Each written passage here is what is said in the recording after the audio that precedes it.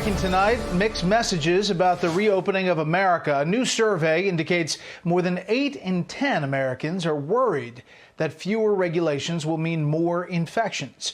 Meanwhile, the process President Trump calls a transition to greatness rolls on with considerable support on the ground.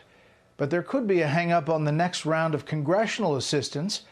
Chief White House correspondent John Roberts starts us off tonight from the North Lawn. Good evening, John. Brett, good evening to you. Just a few minutes ago, President Trump revealing that he will go off of his dosing of hydroxychloroquine on Friday. That would mark 14 days since the last case of coronavirus was identified in the West Wing. There have been no new ones since then. And while the president's feud with the state government of Michigan continues, he just completed a much more constructive dialogue with a bipartisan duo of governors. Thank you very much. In the cabinet room today, President Trump meeting with the governors of Arkansas and Kansas, both states in the early stages of reopening. States are opening up, some rapidly, safely, and we look forward to that. And I think we're going to get back. We're going to have some very good numbers, I project. I think that we will have a great transition period. The tensions over reopenings on display in Florida today, welcoming Vice President Mike Pence, Governor Ron DeSantis going off on the media. You got a lot of people in your profession who waxed poetically for weeks and weeks about how Florida was going to be just like New York.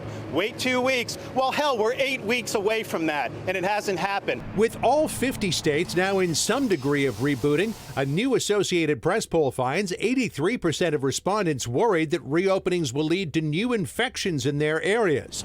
But support for continued restrictions is slipping. 69% of respondents now supporting a ban on gatherings of more than 10 people, down from 82% last month. But as states open up, more overseas travel lanes may soon close. Vice President Mike Pence saying new travel bans may be imposed. We're watching very carefully what's taking place in South America, including in Brazil. We saw in recent days there was a significant spike in cases, and the President's made it clear that we're considering additional travel restrictions. President Trump today again lashing out at the government of Michigan, this time tweeting that the Secretary of State had mailed out absentee ballots to 7.7 million people, claiming this was done illegally and without authorization by a rogue Secretary of State.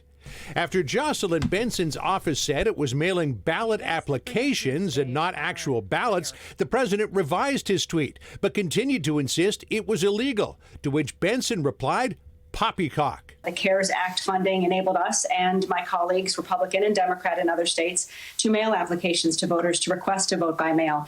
So we're grateful for that federal partnership. The threat to withhold funding comes as Michigan is dealing with another crisis, extensive flooding from 2 dams that collapsed. President Trump would not say what funds might be withheld, nor what he thought was illegal, though it's clear he opposes mass mail-in ballots. Mail-in ballots are very dangerous. There's tremendous fraud involved and tremendous illegality.